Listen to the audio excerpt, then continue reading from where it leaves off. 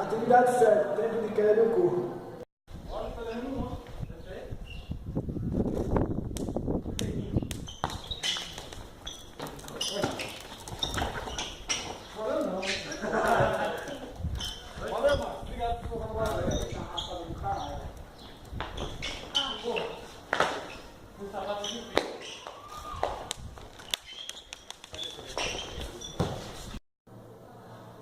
Cronometramos os tempos e encontramos 1 segundo, 30 milésimos, 1 segundo e 28 milésimos, praticamente o mesmo tempo.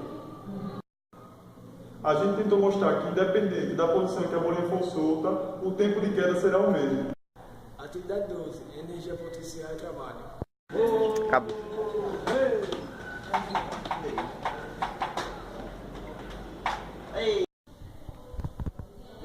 Medimos o degrau da escada e encontramos esses centímetros aproximadamente.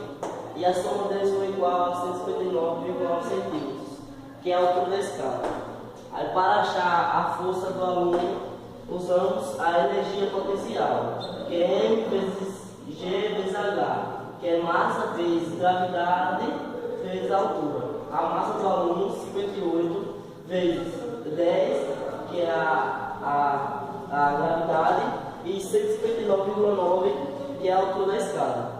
E a energia potencial é igual a 92,642 joules, que foi a força que o aluno fez para poder subir a escada.